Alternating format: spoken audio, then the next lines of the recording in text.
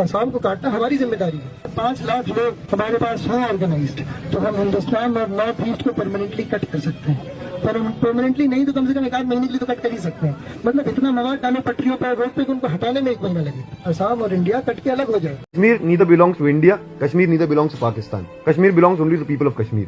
Comrade president Kanhaiya ने एक बात बहुत अच्छी बोली। धारा 124 है, अंग्रेजी में सेडिशन होता है, हिंदी में देशद्रोह नहीं राजद्रोह होता है।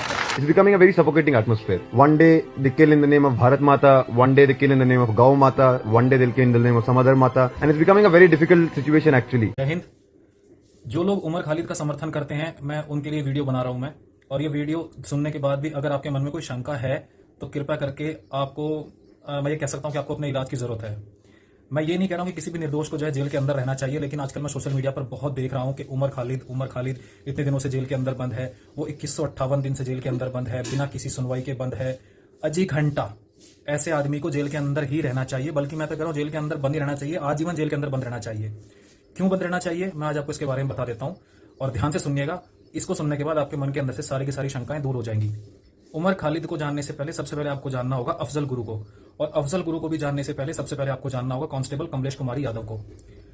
सन 2001 की बात है, जिस टाइम पर ये आजकल के सो कॉल्ड ये जो है ना 22-23 साल के बच्चे, ये शायद पैदा भी नहीं हुए होंगे, जिनकी उम्र आज 26 साल की है, जो आज उमर खालिद के समर्थन में जो है खड़े होकर के नारे लगा रहे ना, उनके शायद कहना नाक भी उनकी मम्मी पूछती होगी, तो उन्हें ना ये भी नहीं पता होगा कि वो दुनिया में है भी या नहीं। ये घटना उस टाइम की है, सन 2001 के अंदर एक व्हाइट रंग की एम्बेसडर जो है सारी सिक्योरिटी को ब्रेक करते हुए अचानक संसद भवन के अंदर घुस जाती है, जिसके अंदर 5 आतंकवादी बाहर निकल करके अंधाधुंध गोलियां चलाना शुरू कर देते हैं संसद भवन के परिसर के अंदर। सबसे पहले इस खतरे को भांपती हुई एक महिला कांस्टेबल जो सीआरपीएफ की थी, उनका नाम था कांस्टेबल कमलेश कुमारी यादव। वो भाग करके सबसे पहले सिक्योरिटी अलार्म को बजाती है और अपने वॉकी टॉकी से अंदर सूचना देती है कि बाहर ऐसे ऐसे गोलियां चल रही हैं। इससे पहले कि कोई आता, वो भाग करके संसद भवन का जो मेन एंट्रेंस था गेट नंबर 1 पर, वो उसको बंद कर देती है, और जैसे ही वो उसको बंद करती है उनको 10 गोलियां लगती हैं। 10 गोलियां लगती हैं उनको। कमलेश कुमारी इस देश के लिए अपने प्राणों की आहुति देते हुए देश का सर्वोच्च बलिदान वो देती है देश के लिए। उन्हें मरणोपरांत 2002 के अंदर अशोक चक्र से वीरता पुरस्कार प्राप्त दिया जाता है उनकी इस अद्भुत, इनकी अदम्य साहस के लिए। कांस्टेबल कमलेश कुमारी के आज 2 लड़कियां हैं, लेकिन इस पूरी की पूरी जो ये आतंकवादी हमला होता है, इसके अंदर 5 आतंकवादी अंदर घुसते हैं, और वे उनमें से एक आतंकवादी अपने आप को बम से उड़ा लेता है, और इस पूरी गोलीबारी में हमारे 8 सिपाही जो हैं, 8 कांस्टेबल्स मारे जाते हैं। ये एक बहुत बड़ा आतंकवादी हमला था हमारे देश की संसद के ऊपर, और चुनौती दी गई थी हमें हिंदुस्तान को कि हम तुम्हारे अंदर बिल्कुल सेंटर पार्लियामेंट के अंदर घुस करके जो है अटैक कर सकते हैं। ये इतनी बड़ी घटना थी कि इसके बाद पूरा का पूरा देश हिल गया।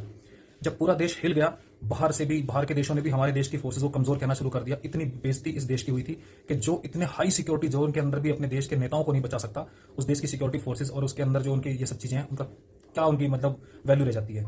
ये जब पूरी की पूरी इन्वेस्टिगेशन होती है तो उसके बाद जो एक नाम निकल करके आता है आतंकवादी, जो उन सबको लेकर के आता है, उसने वीआईपी कार के ऊपर जो एक पास लगा होता है, उसके स्टिकर का इंतजाम करा था, कार का इंतजाम करा था, व्हाइट एम्बेसडर का, और उनके साथ जो मिला होता है इस पूरी की पूरी घटना में।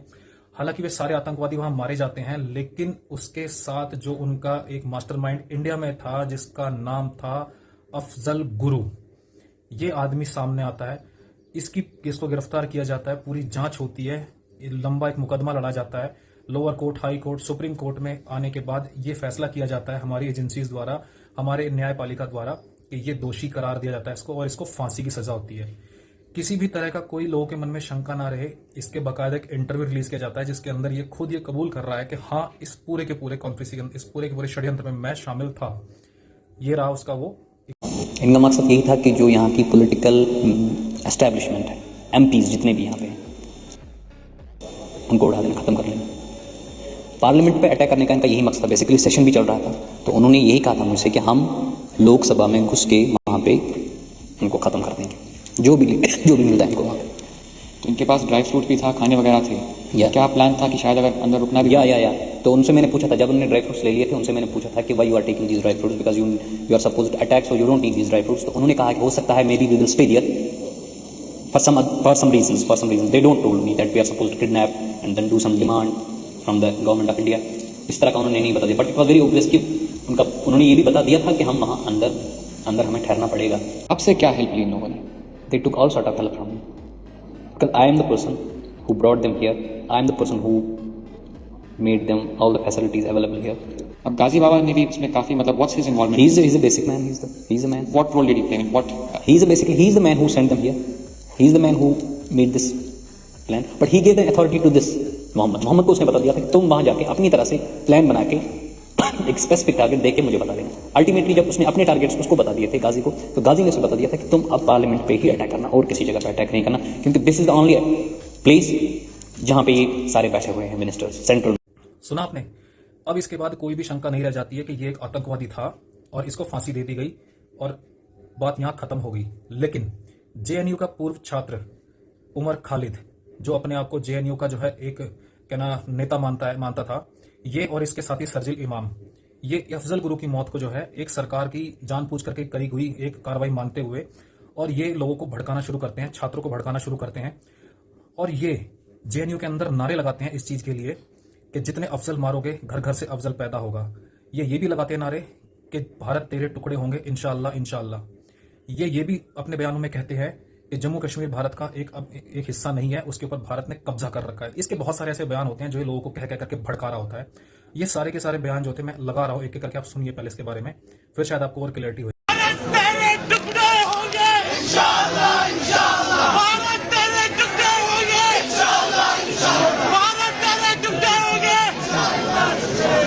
कश्मीर के नौजवान संघर्ष करो, तो कश्मीर की महिलाएं संघर्ष करो, तो अफजल की हत्या नहीं सहेंगे। कितने अफजल मारोगे, तो right to self determination long live. ठीक है ना। ये जो उमर खालिद है, इसका एक साथी होता है शर्जिल इमाम। वो तो यहां तक की प्लानिंग कर रहा होता है कि अगर 5 लाख लोग मेरे साथ मिल जाएं तो हम पूरे नॉर्थ ईस्ट को जो है हिंदुस्तान से काट देंगे। ये सुन लीजिए इसके एक और जेएनयू के। तो हमारी ये कोशिश रही है दिल्ली में कि हम एक ऐसी भीड़ को बना पाए जिसमें गैर मुस्लिम हमारे साथ नारे तकबीर लगाएं, ठीक है, और वो हमारी शर्तों पर खड़े हो हमारे साथ। अगर वो हमारी शर्तों पर नहीं खड़े हैं तो मतलब वो हमारा इस्तेमाल कर रहे हैं और हमारी भीड़ का इस्तेमाल कर रहे हैं, जो कि उन्होंने 70 साल से किया है। अब वक्त ये है कि हम गैर मुस्लिमों को बोलें कि अगर हमदर्द हो तो हमारी शर्तों पर आगे खड़े हो, अगर हमारी शर्तों पर नहीं खड़े हो तो वो हमदर्द नहीं है हमारा। उसका मसला बस इतना सा है, ये मैं पहले भी शायद अर्ज कर चुका हूँ, 5 लाख लोग हमारे पास हों ऑर्गेनाइज्ड तो हम हिंदुस्तान और नॉर्थ ईस्ट को परमानेंटली कट कर सकते हैं। पर परमानेंटली नहीं तो कम से कम 1 महीने के लिए तो कट कर ही सकते हैं। मतलब इतना मवाद डालो पटरियों पर, रोड पे, उनको हटाने में 1 महीना लगे, है कि नहीं। जाए एयरफोर्स से असम को काटना हमारी जिम्मेदारी है, असम और इंडिया कट के अलग हो जाए। सुन लिया आपने। इन सब चीजों के बावजूद भी सरकार जो है बच्चा समझ करके, चलो नादान है और ये सब चीजें होती हैं, नेतागिरी में कर रहा है सरकार, इसको वार्निंग दे करके, इसको टीवी डिबेट्स में बता करके लोग इसकी मतलब लोग भी कहते हैं कि भाई तू आतंकवादी बातें करता है, ये फलाना टिमकाना, लेकिन नहीं, ये नहीं मानता है। उसके बाद 2020 में दिल्ली के अंदर दंगे होते हैं और उन दंगों के अंदर 53 लोग जो है मारे जाते हैं और काफी लोग घायल होते हैं।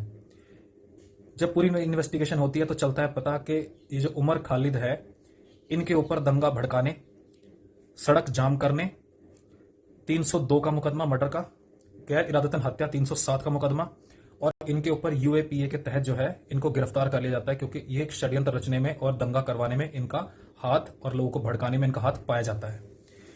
मैं आपसे एक बात जानना चाहता हूं, कौन है उमर खालिद? आप उमर खालिद की रिहाई की बात करते हैं कि वो 2158 दिन से बंद है और उसकी जो है रिहाई होनी चाहिए, अजी घंटा रिहाई होनी चाहिए। मैं कह रहा हूं ऐसे आदमी को पूरे जीवन जो है जेल के अंदर बंद रहना चाहिए। और अगर जो उनका समर्थन करता है, जैसे ये आपने देखा होगा ये सीजेपी के प्रोटेस्ट के अंदर ये जेएनयू के जो लेफ्ट विंग के छात्र हैं जो उनका कह रहे थे ना कि उमर खालिद, हाँ हम कट्टर समर्थक है, मैं तो कहूं इनको भी उसके साथ ही वहां पर अंदर बंद कर देना चाहिए कि तुम भी उसके साथ ही रहो। कौन है उमर खालिद? उमर खालिद कोई इस देश के लिए कोई बहुत बड़ा मतलब कोई धर्मात्मा है कि उसके रिहा होने के बाद जो इस देश के अंदर बहुत ही एक सूत्र में बांधा जाएगा है? इस देश को वो एकता के अंदर बांधने के लिए कोई ऐसा कार्य कर रहा था? कोई समाज सेवी था वो? अरे वो एक आतंकवादी सोच का व्यक्ति है, दंगे करवाने का आरोपी है, उसके ऊपर यूएपीए की धारा लगी हुई है और वो एक टेररिस्ट एक्टिविटी के अंदर इन्वॉल्व पाया गया है और टेररिस्ट का सपोर्टर है। उसका मित्र शर्जिल इमाम पूरे देश में टुकड़े करना सोच रहा है। ऐसी प्लानिंग करने वाले मतलब आप सोचते हैं कि बाहर निकल जाना चाहिए? भाई साहब जिंदगी भर अंदर रहना चाहिए। वो 2 कौड़ी का कुत्ता है, वो कमीना है, वो एक आतंकवादी है। बच्चा होने से ये नहीं होता है कि भाई वो बच्चा है तो उसने भैया उसको छोड़ दो। क्यों छोड़ दे भाई? ये जितने लोग मरे हैं, 53 लोग दिल्ली दंगों के अंदर मरे थे, आतंकवादी घटना 2001 में हुई, तब तक तुम लोग पैदा भी नहीं हुए थे और तुम लोग उसका समर्थन करते हो। भाई साहब जेल के अंदर सड़ना चाहिए ताकि औरों को ये मिसाल मिले कि हाँ इस देश के खिलाफ, इस देश के अगर मतलब तोड़ने की कोशिश की जाएगी, इस देश के अंदर कोई आतंकवादी घटना करेगा तो उसका यही इलाज होगा। और इस मामले में उमर खालिद सड़ा जेल में सड़े या मरे, इस देश को घंटा फर्क नहीं पड़ता। इस तरह के दो कौड़ी के लोग जो है आज मरते, कल मरते, आज मर जाओ और चाहे अभी मर जाए। आज बताते हैं उसका हैप्पी बर्थडे। भाई हैप्पी बर्थडे नहीं, तू साले मर अंदर, सड़ अंदर। इतनी बुरी सोच इस देश के बारे में रखने वाला आदमी का कोई हम समर्थन नहीं करते। और अगर कोई भी देशभक्त होगा तो ऐसी घटनाओं का समर्थन करने वाला बिल्कुल भी हमारा जो है नहीं है, उसको भी उमर खालिद के साथ ही अंदर बंद कर दो। हमारा हीरो उमर खालिद नहीं, हमारी हीरो कांस्टेबल कमलेश कुमारी यादव है, जिसने अपनी जान दे दी इस देश की रक्षा के लिए, जिसने जान दे दी। अगर वो आतंकवादी उस दिन जेल वहां अंदर घुस जाते पार्लियामेंट के अंदर, तो ना जाने फिर वो अपनी क्या डिमांड करते, वो कितने हमारे नेताओं को मारते और कितना बुरा हाल वो करते, वो तो फिर राम जाने क्या होता। और ये घटना एक बार पहले कंधार जब हाईजैक हुआ था, ये देश भुगत चुका है, ठीक है।